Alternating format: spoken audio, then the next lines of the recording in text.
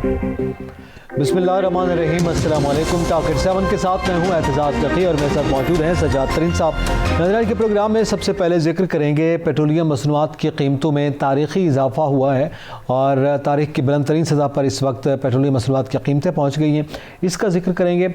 और इसके साथ साथ एक वज़ीर मौसूफ शिवली फराज साहब ने एक मशवरा भी दिया है अवाम को कि किस तरह से बचत की जा सकती है, वो भी शामिल करेंगे। और फिर वज़ीर आज़म का दौरा पंजाब, वहाँ पर उनकी जो मुलाकातें हैं वज़ीर आला पंजाब से और इसके अलावा इंतज़ामी और सियासी उमूर पर जो उनको ब्रीफिंग दी गई है उसका भी जिक्र करेंगे। फिर पंजाब में बल्दियाती इंतखाबात के हवाले से हतमी तारीख जो है वो दे दी गई है 29 मई की, और ये मरहलावार बल्दियाती इंतखाबात जो हैं वो पंजाब में होंगे। तो पंजाब में इस वक्त सियासी सूरत हाल और बल्दियाती इंतखाबात के हवाले से तैयारियों का भी जायज़ा लेंगे। और फिर जिक्र करेंगे कि आज अहम सियासी रहनुमाओं जनाब आसिफ अली जरदारी, मरियम नवाज़ साहबा, बिलावल भुट्टो जरदारी साहबा और दीगर सियासी रहनुमाओं ने आज एक बड़ी गिरफ्तारी मोहसिन बेग जो कि मारूफ जर्नलिस्ट हैं उनकी गिरफ्तारी पर मज़म्मती पैगामात दिए हैं और बयानात जारी किए हैं, तो उसका भी जिक्र करेंगे। चौधरी साहब, सबसे पहले तो पेट्रोलियम मसनूआत की कीमतों में इजाफ़ा कहा जा रहा है, ये एक तारीख़ी इजाफ़ा है। तकरीबन 12 रुपये फ़ी लीटर इजाफ़ा किया गया। पेट्रोल की कीमत जो है वो इस वक्त 160 रुपये फ़ी लीटर तक पहुँच गई है। इसी तरह हाई स्पीड डीज़ल है, मट्टी का तेल है। तो और उसकी वजह ज़ाहिर है, गुज़िश्ता रोज़ भी ये बात हो रही थी कि जो हुकूमत जो वर्जन पेश कर रही है, फवाद चौधरी साहब ने कल ये बात की कि आलमी मंडी में अगर कीमतों में इजाफ़ा हो रहा है तो हम उसमें क्या कर सकते हैं। देखिए, एक तो ये बात दुरुस्त है कि आलमी मंडी में जो तेल है वो महंगा हो रहा है। अच्छा, और आए दिन उसकी कीमतें बढ़ रही हैं। रूस और यूक्रेन के आपस में जो कशीदगी है उसकी वजह से सूरत हाल जो है काफ़ी कशीदा और मुश्किल रही है और पेट्रोल की कीमतें बढ़ती रही हैं। ये बिल्कुल ठीक है। और पाकिस्तान में भी उसी हिसाब से, और हमारे पास क्योंकि पेट्रोल तो कोई है नहीं, हम सारा बाहर से मंगवाते हैं, उसी हिसाब से हम अदायगी भी करनी पड़ती है। आलमी सतह पर $95 फ़ी बैरल तक पहुंच गई है। ये बात ठीक है। वो फवाद चौधरी साहब ने जो बात कही है ये उनकी बात तक दुरुस्त है। अब सवाल है पाकिस्तान का कि पाकिस्तान में हुकूमत जो है वो ये कह रही थी कि हम IMF के पास नहीं जाएंगे जब प्राइम मिनिस्टर इमरान खान वज़ीर आज़म नहीं बने थे। फिर वो वज़ीर आज़म बने तो IMF के पास गए। फिर IMF के पास जिस अंदाज़ में गए और जिस तरह मामला तय हुए, IMF ने बहुत हमारे पे सख्त शराइत आयद कर दी हैं, जिसकी वजह से आपको याद होगा जनाब शौकत तरीन साहब ने तो ये कहा था कि हर महीने 4 रुपये बढ़ेंगे जी। तो पिछले दिनों में प्राइम मिनिस्टर ने नहीं बढ़ने दी। उन्होंने कहा जी नहीं, वो लोग भी थोड़े से खुश हुए, सुखी हुए कि नहीं बढ़ रहा है। फिर 12 रुपये तारीख को जो या 15 दिन पहले का, फिर 12 रुपये इकट्ठे बढ़ गए। अब जब पेट्रोल की कीमतें बढ़ती हैं ना तो देखें सारी चीज़ें जो हैं वो महंगी हो जाती हैं। आप जो सब्ज़ी लाते हैं मुख्तलिफ़ इलाक़ों से शहरों की मंडियों तक, वो सारी ट्रांसपोर्ट के ज़रिए आती है। अब कोई ज़माना ऊँटों का ज़माना नहीं है, ना कोई ऐसा ज़माना है कि पेट्रोल के अलावा हम कुछ चीज़ इस्तेमाल करें। हमारे यहाँ ये कोशिश की गई कि कोई इलेक्ट्रिक गाड़ियाँ आ जाएं, लेकिन वो उसकी कोई बड़ी तादाद नहीं है। फिर हमारे यहाँ लोग रिक्शा चलाते हैं। अब तो बाइकिया आ गया, मोटरसाइकिल पे भी नौजवानों के पास रोज़गार नहीं है। वो मोटरसाइकिल पे 100-200 का पेट्रोल डलवा के कोई 200-400 रुपये कमा लेते हैं। रिक्शा, चिंची रिक्शा हैं। फिर बहुत सारे लोग जो हैं वो स्कूल की बच्चियों को और बच्चों को लेके जाते हैं छोटे छोटे कैरी डब्बों में, ठीक है जी, लेके जाते हैं, लेके आते हैं, उनका एक रोज़गार लगा हुआ है। अब पेट्रोल की कीमतें बढ़ गई, उन्होंने भी अब अपने किराए बढ़ाने हैं। बहुत सारे लोग तो ऐसे हैं, आज बहुत सारे लोगों से मेरी जब बात हुई तो कुछ लोगों ने ये कहा कि पेट्रोल इतना महंगा हो गया है, क्या अब हम गाड़ी में पेट्रोल डलवाएंगे, अपने मोटरसाइकिल में पेट्रोल डलवाएंगे या अपने घर के अखराजात पूरे करेंगे। हुकूमत पाकिस्तान को कुछ अवाम को रिलीफ देने के इक़दाम करने चाहिए थे। देखें, बहुत बड़े बड़े लोग यहाँ बैठे हुए हैं, शौकत तरीन सब खुद हैं और बहुत से माहिरीन बैठे हुए हैं, माहिर मुआशिदान बहुत सारे इनके पास हैं। वो जितने माहिरीन हैं उनसे राय लेते कि पेट्रोल को किस तरह कंट्रोल किया जाए। देखें, दुनिया में अगर पेट्रोल महंगा होके जाता है ना, ये कहा जाए जी अमेरिका में पेट्रोल महंगा है, बरतानिया में महंगा है या कनाडा में महंगा है, तो उनकी आमदन जो है वो हमसे ज़्यादा है। वहाँ का आम आदमी हमसे ज़्यादा जो है वो पैसे कमाता है। उनकी हुकूमत उनकी क़ुव्वत ख़रीद पर तवज्जो देती है, क़ुव्वत ख़रीद पर, और हमारे यहाँ क़ुव्वत ख़रीद ख़त्म हो रही है। फिर एक और बात, वहाँ की जो हुकूमतें हैं वो लोगों को तालीम اور صحت کی سہولیات فراہم کرتی ہیں، لوگوں کا خرچہ اتنا نہیں ہوتا۔ ہمارے ہاں جو تنخواہ پیشہ طبقہ ہے، تنخواہ دار طبقہ ہے، اس کے زیادہ پیسے جو ہیں وہ تو علاج، گھر کا کرایہ، تنخواہ اور پیٹرول، بجلی کا بل، سوئی گیس کا بل، اس میں چلا جاتا ہے، بلنگ میں تقریباً بلنگ میں چلا جاتا ہے۔ پرائم منسٹر عمران خان کو جب لوگ لائے تھے، دیکھیں میں سمجھتا ہوں کہ ہر ملک کے لوگ، ہر سماج کے لوگ، ان کی یہ خواہش ہوتی ہے کہ کوئی ایسا حکمران آئے جو ان کے دکھ اور درد کم کرے، ان کی تکلیفیں کم ہوں، ان کو سستا انصاف ملے، ان کی صحت کی جو شعبہ ہے اس کو بہتر بنائے، تعلیم کے شعبے کو بہتر بنائے، اور باقی جو چیزیں ہیں وہ بہتر ہوں۔ بنیادی اشیاء ضروریات جو ہیں۔ بدقسمتی سے پرائم منسٹر عمران خان نے یہ سارے وعدے اس وقت کیے جب وہ کنٹینر پر تھے، لیکن جب وہ حکومت میں آئے تو اپنی جو کہی ہوئی باتیں تھیں، اب معلوم نہیں ان کے پاس ٹیم اچھی نہیں تھی، یا وہ لوگ جن کے بارے میں وہ بہت تعریف کرتے رہے تھے، اسد عمر کے بارے میں آپ کو یاد ہوگا، اسد عمر کو کس طرح وہ پیش کرتے رہے، کنٹینر پہ کھڑے ہو گئے، پھر ان کو ناکام وزیر خارجہ کر کے نکالا گیا۔ تو یہ جو چیزیں ہیں، نہیں اب تو ان کے پاس سرٹیفائیڈ ٹیم موجود ہے نا، جی دیکھیں جن کو صنعت دی۔ ہاں کسی دن ہم اس پہ بھی پروگرام کریں گے کہ پرائم منسٹر عمران خان نے جن 10 لوگوں کو سرٹیفکیٹ دیے جن کی اچھی پرفارمنس تھی، تو بس پھر ان کو ہی رہنا چاہیے نا کیبنٹ میں۔ دیکھیں ہمارا غریب ملک ہے، یہ اتنی فوج ظفر موج وزیروں کی، مشیروں کی، اس کی تعداد کم ہونی چاہیے۔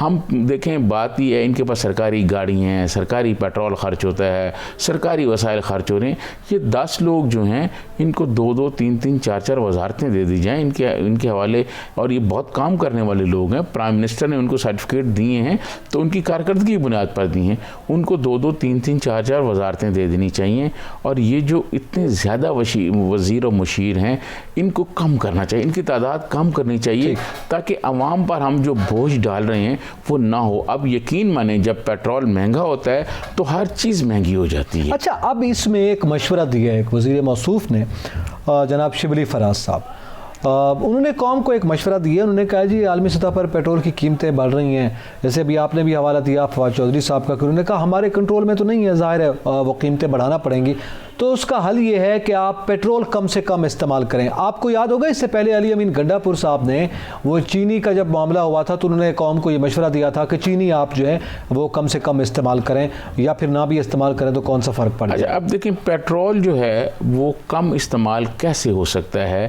ایک آدمی نے جب صبح اٹھنا ہے، اس نے اپنے آفس جانا ہے، ایک آدمی نے اپنے بچوں کو اسکول چھوڑنے جانا ہے، اور زندگی کے باقی معاملات کرنے ہیں، شہر سے باہر کہیں اپنے رشتہ داروں عزیزوں کو، والدین کو ملنے جانا ہے، اپنی گاڑی پر چنچی رکشہ ہے وہ اپنا روزگار کہاں کرے؟ جی میں اسی طرف آ رہا ہوں۔ وہ لوگ جو روزگار کرتے ہیں، جو ٹیکسی چلاتے ہیں، جو موٹر بائک چلاتے ہیں، جو رکشہ اور چنچی جو آپ نے کہا وہ چلاتے ہیں، وہ پیٹرول اگر کم ڈالیں گے تو ان کے تو پوری نہیں پڑے گی۔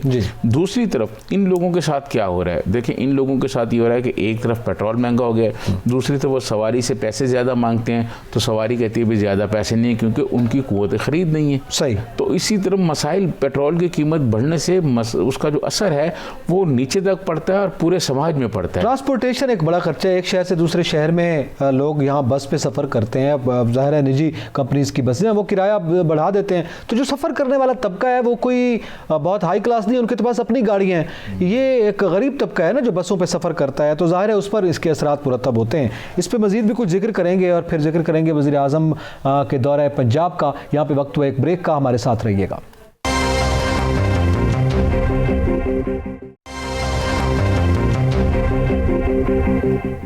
ویلکم بیک ناظرین، ذکر کر رہے ہیں پیٹرولیم مصنوعات کی قیمتوں میں اضافہ اور اس کے جو اثرات ہیں عام آدمی پر، اس کا ہم نے ذکر کیا ہے۔ جاترین صاحب میں آپ سے یہ جاننا چاہوں گا کہ اس لاجک کو تو ظاہر ہے مانا جا سکتا ہے، اور یہ حقیقت ہے کہ عالمی سطح پر اگر قیمتوں میں اضافہ ہو رہا ہے تو ظاہر ہے اس کے اثرات آئیں گے، اور ہم جیسے جو غریب ممالک ہیں ان پر اس کے اثرات پڑتے۔ لیکن اب سوال یہ ہے کہ بہت سے ممالک ہیں، تیسری دنیا کے ممالک ہیں جنہوں نے اس چیز کو کمپنسیٹ کیا ہے کسی نہ کسی متبادل پالیسی کے ذریعے سے۔ ہمارے ہاں الیکٹرک وہیکل پالیسی آئی کہ بجلی پر چلنے والی گاڑیاں، موٹر سائیکل کا آپ نے حوالہ دیا، الیکٹرک موٹر سائیکل آ رہے ہیں، اسی طرح دیگر الیکٹرک گاڑیاں آ رہی ہیں۔ اب اس کے لیے کیا کوئی انتظامات ہیں موجودہ حکومت کے پاس؟ پالیسی تو آ گئی ہے، اس کی چارجنگ کے مسائل ہیں، چارجنگ پمپس کیا اویلیبل ہیں ہمارے پاس، یا اس پر کوئی کام ہو رہا ہے؟ متبادل ہم کیا کر رہے ہیں؟ دیکھیں، جو متبادل کے طور پر یہ جو الیکٹرانکس گاڑیاں ہیں، ان کے چارجر پمپ تو اسلام آباد میں تو آ گئے ہیں، کچھ جگہ پہ ہیں، لیکن ابھی یہ اس طرح عام نہیں ہیں جیسے کہ پیٹرول کی سہولت ملک کے کونے کونے میں موجود ہے۔ آپ موٹر ویز پہ جا رہے ہیں، موٹر وے پہ کہیں نہیں ہے، پھر آپ کوہاٹ جا رہے ہیں، اور اگر آپ گلگت بلتستان جا رہے ہیں، پھر یہ آپ سرائیکی وسیب میں جاتے ہیں، یہاں سے میاں والی کے راستے انٹیریل سندھ میں جاتے ہیں، تو ابھی وہ تو سہولیات نہیں ہیں۔ پھر وہ گاڑیاں بہت مہنگی ہیں، وہ گاڑیوں کی جو قیمتیں ہیں وہ عام آدمی کی خرید میں نہیں ہے۔ عام آدمی کے لیے جس کے پاس بجلی کا بل دینے کے لیے پیسے نہیں ہیں، وہ گاڑی کہاں سے خریدے گا؟ یہ گاڑیاں، چھوٹی گاڑیاں لوگ خرید لیتے ہیں، پیسے جمع کر کے، وہ کمیٹیاں ڈال کے، پھر کوئی ٹیکسی چلا لیتے ہیں، کوئی بائکیاں چلا لیتے ہیں، روزگار چل لیتے ہیں۔ آپ نے ایک ٹرانسپورٹ کی بات کی تھی بریک سے پہلے۔ ٹرانسپورٹ کی یہ صورتحال ہے کہ ٹرانسپورٹر جو ہیں وہ اتنا طاقتور مافیا ہے کہ وہ اپنی مرضی سے کرائے بڑھا دیتے ہیں، کیونکہ لوگوں نے، غریب آدمی نے سفر کرنا ہوتا ہے۔ اس ملک میں بڑی بدقسمتی ہوئی ہے، میاں نواز شریف کے بارے میں موٹر ویز اور بہت تعریفیں ان کی جاتی ہیں، لیکن میاں نواز شریف نے کچھ ایسے فیصلے بھی کیے ہیں جو غریب عوام کے لیے بڑے، مطلب میں سمجھتا ہوں نقصان دہ تھے۔ ذوالفقار علی بھٹو کے زمانے میں ایک GTS ٹرانسپورٹ چلتی تھی، شاید آپ کو سنا ہے اس کے بارے میں، کہ وہ اس کا کرایہ جو تھا وہ گورنمنٹ کی تھی، اس کے کرایہ کم ہوتے تھے، اور پورے ملک میں وہ ہر جگہ آپ کو اویلیبل تھی۔ جہاں آپ نے جانا ہے، آپ کو کوئی ہڑتال کر دی ہے ٹرانسپورٹرز نے، تو GTS آپ کو اویلیبل تھی، آپ اس پہ سفر کر سکتے ہیں، آرام دہ سفر، اور کرائے بھی پرائیویٹ ٹرانسپورٹ سے کم تھے۔ میاں نواز شریف جب اقتدار میں آئے، انہوں نے آ کے دو کام فوراً کیے۔ ایک تو انہوں نے، جب دوسرے اقتدار میں آئے، ایک تو انہوں نے آ کے وہ GTS کو بند کیا۔ GTS کے آج بھی جو اڈوں کی جگہ ہے، ان کے اثاثے ہیں، وہ اربوں روپے کے پڑے ہوئے ہیں، وہ سارے بند کر دیے جی انہوں نے، ٹرانسپورٹ نیلام کر دی، وہاں سے لوگوں کو نکال دیا۔ پھر گورنمنٹ کے ایک نیوز گروپ تھا جس میں اخبارات نکلتے تھے، 2-3 اخبارات نکلتے تھے اردو اور انگلش کے، وہ اخبارات بھی میاں نواز شریف نے بند کر دیے، اور پرائیویٹ جو اخبارات والے تھے ان کے کندھوں پہ ہاتھ رکھا، جس طرح پرائیویٹ ٹرانسپورٹ والے ہیں۔ اب پرائیویٹ ٹرانسپورٹ والے جو ہیں، اب یقین مانیں یہ ٹرانسپورٹ کا ایسا کام ہے جو طاقتور اور جو لڑنے والے لوگ ہیں وہ کر سکتے ہیں، عام آدمی نہیں کر سکتا۔ اور اگر آپ ان کو اپنی مرضی کا کرایہ نہ دیں تو جو لوگوں کے ساتھ سلوک کرتے ہیں، لیکن لوگ اس کے باوجود سفر کرنا ہوتا ہے، وہ دیتے ہیں۔ آپ دیکھیے گا کہ پیٹرول کی قیمتیں آج بڑھ گئی ہیں، اور انہوں نے آج سے پیٹرول گاڑیوں کے کرایے بڑھا دی ہوں گی، اور کوئی پوچھنے والا بھی نہیں ہوگا، کوئی کنٹرول کرنے والا بھی نہیں ہوگا۔ اب جس کے پاس پیسے ہیں وہ تو بیٹھ جائے گا۔ دوسری طرف جو ہماری ٹرینیں ہیں ان کی اتنی تعداد نہیں ہے، زیادہ تعداد نہیں ہے، وہاں پر رش بہت زیادہ ہے، پھر ٹائمنگ بہت ہے۔ یہاں سے اگر ٹرین راولپنڈی سے ٹرین ملتان کے لیے 12 گھنٹے لیتی ہے، جبکہ 5-6 گھنٹے میں یہاں سے بس جو ہے وہ ملتان پہنچ جاتی ہے، تو لوگ شارٹ سفر کی طرف جاتے ہیں، وہاں کرائے بڑھ گئے ہیں اور ٹرینوں میں جگہ نہیں ہے، تو مسائل ہیں۔ حکومت کو یہ دیکھنا چاہیے کہ ٹرانسپورٹ کے جو مسائل ہیں اس کو کیسے حل کیا جائے۔ دیکھیں میاں نواز شریف نے GTS بند کر دی، اس کی جگہ انہوں نے اس سے 400 گنا زیادہ پیسے لگا کے میٹرو چلا دی تھی، اور میٹرو بھی اس طرح پورے ملک میں اور پورے شہر کو کور نہیں کرتی۔ اسلام آباد کی دیکھ لیں، اسلام آباد کی میٹرو پورا پنڈی اسلام آباد کو کور نہیں کرتی، اس طرح لاہور میٹرو کو آپ دیکھ لیں، ملتان کو دیکھ لیں، تو یہ بہت زیادہ پیسے لگائے گئے لیکن وہ کور نہیں ہو سکی، اور GTS کو آپ نے بند کر دیا۔ یہ کچھ فیصلے جو ہیں انتقامی طور پر جو میاں نواز شریف نے کیے تھے وہ بھی کوئی اچھے فیصلے نہیں تھے، اور اس کا بھی عوام کو آج مشکلات کا سامنا ہے۔ اور موجودہ حکومت جو ہے، اس حکومت نے تو ٹرانسپورٹ کے ایشو کو کوئی ابھی تک ٹچ ہی نہیں کیا، دیکھا ہی نہیں کہ کیا ٹرانسپورٹ پالیسی ہوگی۔ BRT منصوبہ انہوں نے کوشش کی، کراچی میں انہوں نے گرین بس سروس چلائی ہے، تو وہ تو کہہ رہے ہیں کہ ہم ٹرانسپورٹیشن کو بہتر کرنے کی کوشش کر رہے ہیں۔ حالانکہ متبادل کے طور پر الیکٹرک وہیکل پالیسی تو شاید امپلیمنٹ ہوتے یا اس کے ثمرات آتے وقت لگے گا۔ ابھی ہمیں فوری طور پر یہ ٹرین سسٹم جو ہے ہمارا، اگر ہم انٹرسٹی کی بات کریں تو ایک بہترین تھا، اس کو اگر تھوڑا بہتر کر لیا جاتا، شیخ رشید صاحب بھی بہتر نہ کر سکے، خواجہ سعد رفیق صاحب بھی اس انداز میں اس کو نہ بہتر کر سکے، اور آج بھی کوئی اچھی صورتحال نہیں ہے۔ اچھا، ایک زمانے میں ٹرینوں کا آپ سن لیں، ایک زمانے میں یہ جو اب ٹرانسپورٹ اور گاڑیوں کا الیکٹرک پہ لا رہے ہیں، ایک زمانے ٹرین کا بھی یہ کیا تھا کہ ٹرین پورے ملک میں ہم الیکٹرک کریں گے. لاہور سے خانیوال تک ایک زمانے میں ٹرین جو ہے, بہت پرانی بات ہے, ٹرین جو ہے وہ الیکٹرک کے اس پہ جاتی تھی, لیکن اس سے آگے نہیں بن سکی. بعد میں پتہ چلا جی کہ یہ تو چل ہی نہیں سکتی, یہ منصوبہ ناکام ہو گیا ہے. اس وقت جنہوں نے منصوبہ بنایا ہوگا انہوں نے اپنا اس میں مال کما لیا ہوگا. اور یہ دیکھیں کوئی بھی پالیسی, کوئی بھی منصوبہ ہے نا, وہ 1-2 دن کے لیے, یہ چند سالوں کے لیے نہیں ہونا چاہیے, وہ اگلے 50 سال 100 سال کے لیے ہونا چاہیے. جیسے میاں نواز شریف صاحب نے موٹر وے بنائی ہے. موٹر وے جو ہے, کسی دن ہم نے موٹر وے پہ بھی پروگرام کرنا ہے, میں اس دن موٹر وے پہ آیا ہوں اور اس کی جو حالت ہے اس پر بھی ہم پروگرام کریں. موٹر وے 50 سال کے لیے, اگلے کے لیے کافی ہے ہمیں. 50 سال کے بعد پھر دیکھا جائے گا کہ اس روڈ میں. تو منصوبے اس طرح ہونے چاہیے. یہ جو اب شہر میں دیکھ لیں, اب شہروں میں آپ دیکھ لیں, گاڑیوں کی رش دیکھ لیں, کہیں ایک جگہ ٹریفک کا اشارہ بند ہو تو کتنی بڑی لائنیں لگ جاتی ہیں. اگر شہر کے اندر کو اچھی ٹرانسپورٹ ہو اور لوگوں کو ہر وقت اویلیبل ہو, لوگ گھر سے نکلیں ان کو ٹرانسپورٹ مل جائے, تو یہ گاڑیاں لے کے جانے کی کیا ضرورت ہے؟ اس پر بھی کوئی توجہ دی جائے نا, حکومت اس پر بھی کوئی توجہ دے. دنیا کے ترقی یافتہ ممالک میں ہم دیکھتے ہیں کہ انہوں نے ٹرانسپورٹیشن کا مسئلہ ہی حل کر دیا ہے. اچھا, اس کے ساتھ یہ تو معاملہ ہے اور آنے والی پالیسیز پہ ہی پتہ چلے گا. یہ ابھی جو وزیر اعظم نے دورہ پنجاب کیا ہے اور لاہور میں انہوں نے ملاقاتیں کی ہیں وزیر اعلیٰ پنجاب سے, یقینی طور پر وزیر اعظم گئے ہیں تو ملاقات ہونا تھی. ان کو انتظامی اور سیاسی امور پر بریفنگ دی گئی ہے. یہ دورہ کس حوالے سے ہے, آپ کیا سمجھتے ہیں؟ اور اس کے ساتھ ساتھ کیا کوئی اس وقت جو سیاسی منظرنامہ بن رہا ہے, اور اس میں ہم نے دیکھا تھا کہ پنجاب اور لاہور بڑا ہاٹ سپاٹ رہا ہے بالخصوص اپوزیشن کے حوالے سے پچھلے دنوں میں, کیا وہ کچھ وجوہات ہیں یا اس کے علاوہ بلدیاتی انتخابات کا معاملہ ہے؟ دیکھیں, میں آپ کو عرض کروں کہ آصف علی زرداری صاحب اور میاں شہباز شریف صاحب نے جب وہاں ملاقاتوں کا سلسلہ شروع کیا اور ان لوگوں سے ملاقاتیں کی جو حکومتی اتحادی تھے, جن کے بارے میں شیخ رشید صاحب کہتے ہیں کہ وہ چور ہیں, وہ کرپٹ ہیں, وہ پاپڑی والا اور وہ دہی بلے والا اور فلانے والا اور اتنے پیسے والا, وہ چور ڈاکو, ٹھیک ہے جی. تو وہ جو حکومت کے بہترین مخالف ہیں, وہ جا کے حکومتی اتحادیوں سے ملاقات کر رہے ہیں, اتحادی مل رہے ہیں. اس پر یقیناً حکومت کو پریشانی تو ہے. اسی لیے وزیر اعظم گئے وہاں حالات معلوم کرنے کے لیے, اپنے اتحادیوں سے ملنے کے لیے, خود چیف منسٹر سے ملنے کے لیے. پھر بلدیاتی انتخابات. اب بلدیاتی انتخابات میں آپ مجھے بتائیں کہ جب پیٹرول 160 کو چھو رہا ہو اور غریب آدمی اتنے مسائل کا شکار ہو, تو آپ کیسے یہ سوچ سکتے ہیں کہ پی ٹی آئی کی بلدیاتی انتخابات میں جو پرفارمنس ہے وہ اچھی ہوگی؟ جہانگیر ترین گروپ کا اجلاس ہوا ہے لاہور میں, اور ان کا بہت دباؤ ہے جہانگیر ترین صاحب پر کہ ہم اب اپنا بطور گروپ کے طور پر سامنے آئیں اور حکومت سے علیحدہ ہم اپنی پالیٹکس کریں. وہ لوگ بھی دوسری طرف دیکھ رہے ہیں. دیکھیں, جو لوگ ووٹ لے کے آتے ہیں, جو لوگ اپنا حلقہ رکھتے ہیں, وہ عوام کے مسائل جانتے ہیں. وہ یہ شوکت ترین صاحب تو ووٹ نہیں لیتے نا کہیں سے, یا حفیظ شیخ صاحب تھے, وہ ووٹ لے کے تو نہیں آئے نا عوام کے. ان کو وہ مسائل کا سامنا نہیں ہے, ان کو نہیں پتا. جو ان کو پتا ہوتا ہے, جو لوگ ووٹ لے کے آتے ہیں, یہ جب اپنے حلقوں میں جاتے ہیں, لوگ ان کے ڈیروں پہ آتے ہیں, ان سے بات کرتے ہیں اور ان کو بتاتے ہیں کہ جی یہ مشکلات ہیں. وہ لوگ بھی اب دوسری طرف دیکھ رہے ہیں. تو آنے والے دنوں میں دیکھیں, اب جو کھیل شروع ہوا ہے, اس کھیل میں سمجھتا ہوں حکومت کے لیے کچھ زیادہ کامیابیاں مجھے نظر نہیں آ رہی. اچھا, یہ اس کھیل کا ذکر کرتے ہیں جو بالخصوص ظاہر ہے پنجاب ہمیشہ پاکستان میں سیاست کے میدان میں دیکھا جائے تو کھیل میں ہمیشہ مرکزی کردار کے طور پر رہا ہے. اس کا ذکر کریں گے, ایک بریک کے بعد ہمارے ساتھ رہیے گا.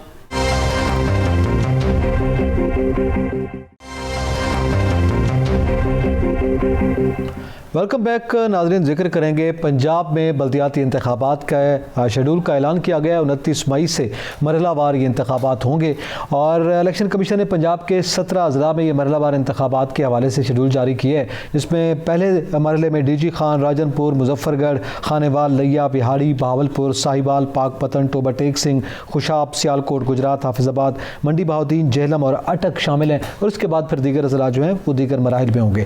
ناظرین صاحب, یہ تو ہے شیڈول جو جاری کیا گیا, اور اس میں مرحلہ وار انتخابات ظاہر ہے کروائے جا رہے ہیں. لیکن بلدیاتی الیکشن کا بنیادی مقصد جو ہے وہ ایک عام آدمی کی رسائی ہے اپنے اس کاؤنسلر تک, اس ناظم تک, یا اس کو جو بھی نام دیا جائے گا, کہ وہ اپنے مسائل وہاں تک لے جا سکے, اور اس کے پاس بھی اختیار ہو کہ وہ اس کا مسئلہ وہیں لوکل سطح پر حل کر سکے. لیکن اب ظاہر ہے جماعتی بنیادوں پر اگر ہوتے ہیں تو کیا صورتحال ڈیولپ ہوتی ہوئی نظر آ رہی ہے پنجاب میں؟ دیکھیں, میں آپ کو عرض کروں کہ بلدیاتی انتخابات ہونے چاہیے. بہت سارے ہمارے جو اس وقت ممبران ہیں, یہ میں سمجھتا ہوں بلدیاتی انتخابات سے ہی آئے ہیں یہاں.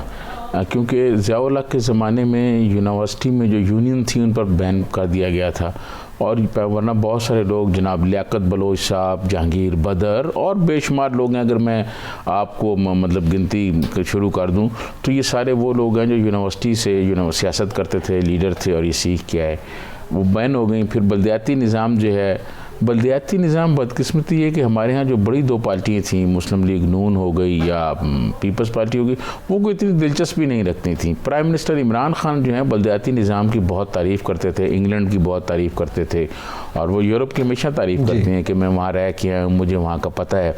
تو وہ بلدیاتی نظام ہونے چاہیے، لیکن انہوں نے بھی چلنے نہیں دیے، پچھلے آپ کو پتہ ہی ہے، ایک لمبی داستان ہے وہ۔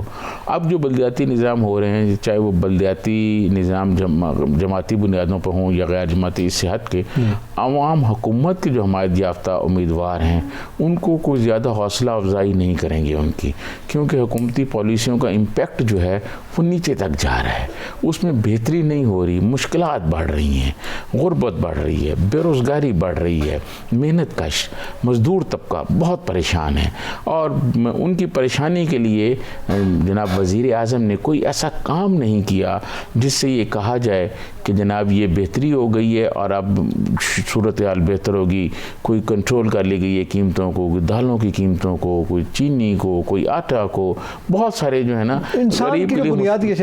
غریب آدمی کے پاس حکومت کو جواب دینے کا صرف ایک ہی چیز ہے، اور وہ ووٹ کی پرچی ہے، اور اس ووٹ کی پرچی کو وہ بظاہر نہیں لگ رہا۔ اگر وزیر اعظم، ہو سکتا ہے کہ یہ تمام پالیسیوں کے باوجود وزیر اعظم کی شخصیت کا کوئی ایسا مطلب کرشمہ ہو جائے کہ وہ پنجاب سے جیت جائیں بلدیاتی انتخابات، لیکن بظاہر نہیں لگ رہا کہ کوئی ایسی صورتحال بنے گی۔ نہیں، آپ کو کسی کرشمے کی امید ہے کہ کوئی کرشمہ ہو سکتا ہے پنجاب میں بلدیاتی انتخابات میں بھی؟ پشاور میں اب دوسرا مرحلے میں بہتر رہی ہے پوزیشن ان کی، تو ہو سکتا ہے یہ جو ٹارگٹ کر کے انہوں نے مطلب بلدیاتی انتخابات جو شہروں میں ہو رہے ہیں، اس میں ہو سکتا ہے کہ کیونکہ پورے پنجاب میں نہیں ہو رہے اور چیف منسٹر کے پاس یقیناً ٹائم ہے، وہ جا سکتے ہیں، لوگوں کو مل سکتے ہیں۔ کینڈیڈیٹس کا پرائم منسٹر نے کہا تھا کہ پہلے دفعہ فیصلہ کرنے میں مسائل پیدا ہوئے، تو وہ ساری چیزوں کو دیکھ کے تو کوئی کرشمہ ہو سکتا ہے۔ اچھا، اب اس میں بلدیاتی انتخابات کا جو معاملہ ہے ظاہر ہے جنرل الیکشن سے ذرا مختلف ہوتا ہے، اور آپ کے علم میں ہے کہ لوکل سطح پر لوگوں کی ذاتی پسند ناپسند کینڈیڈیٹس کے حوالے سے بھی ہوتی ہے جماعت سے ہٹ کر، اور اس کے بھی یقینی طور پر اثرات مرتب ہوتے ہیں۔ اور یہ بلدیاتی انتخابات میں ترقیاتی کام، گلی محلہ، وہاں پہ سڑکیں، نالیاں، سیوریج کا کام، یہ ساری بنیادی طور پر یہ کام کرنے چاہیے۔ بدقسمتی سے ہمارے یہاں MPM نے اپنے کنٹرول میں یہ لے لیا تھا، تو یہ وہ پرائرٹیز ہیں عام آدمی کی۔ تو بلدیاتی انتخابات میں وہ امیدوار اگر کوئی دلچسپی رکھتے ہیں، PTI کرتی ہے یا کوئی بھی جماعت کرتی ہے، تو یہ جو بڑے لیول کی مہنگائی کا طوفان ہے، جو صورتحال ہے، اس کے اثرات بلدیاتی الیکشن پر، جو ہماری بلدیاتی الیکشن یا لوکل سطح پہ نفسیات ہے، یہ اثرات مرتب ہوں گے؟ بالکل مہنگائی کے اثرات تو بالکل ہوں گے۔ دیکھیں، بلدیاتی انتخابات میں جو حلقے ہوتے ہیں وہ بہت چھوٹے ہوتے ہیں، اس میں لوگ برادری ازم پہ، مذہب کی بنیاد پہ، فقہ کی بنیاد پہ تقسیم ہو جاتے ہیں، لوگ اپنی اپنی مرضی کے لوگوں کو ووٹ دیتے ہیں، پارٹی کو زیادہ کوئی اہمیت نہیں دیتے۔ تو یہ بالکل اس جو امپیکٹ ہے وہ پڑے گا، وہ سامنے آئے گا۔ اگر بڑی برادری والے کو حکومتی ووٹ مل جاتا ہے یا حکومتی ٹکٹ مل جاتا ہے تو اس میں ظاہر ہے پھر اس کے اثرات، تو مہنگائی تو پھر پیچھے چلی گئی نا، یہ ایشوز تو پھر رہ گئے، وہ برادری نے کرنا ہے۔ پورے پنجاب میں ایسا نہیں ہو سکتا۔ اچھا، پورے پنجاب میں ایسا نہیں ہو سکتا۔ دیکھیں، یہ جو MNA MP ہیں، ان کے رشتہ داری بڑے شہروں میں ہوتے ہیں، ناظم بننے کے لیے، میئر بننے کے لیے۔ الیکشن کا عمل اتنا مہنگا ہو گیا ہے کہ کوئی غریب آدمی الیکشن کے عمل میں حصہ نہیں لے سکتا، غریب آدمی کے لیے تو ناممکن کر دیا گیا ہے۔ تو یہی لوگ ہوتے ہیں، اور ان لوگوں کو آنے والا جو ہوا کا رخ ہے یہ پہلے دیکھ لیتے ہیں، اور ان کو پتہ ہوتا ہے کہ ہم نے کیا کرنا ہے، کیا نہیں کرنا۔ میرے علم میں ہے کہ بہت سارے جو ہمارے جنوبی پنجاب اور سرائکی وسیب کے جو لوگ ہیں وہ حکومتی ٹکٹ لینا چاہتے تھے، لیکن اب وہ آزاد امیدوار کے طور پر کھڑے ہو رہے ہیں، وہ کسی پارٹی سے ٹکٹ نہیں لے رہے، کیونکہ پرابلم یہ جو مہنگائی کا جن ہے، یہ مہنگائی کے جو مسائل ہیں، اس کا حل یہ نہیں کہ حکومت کے پاس نہیں ہے، اپوزیشن کے پاس بھی تو کچھ نہیں ہے۔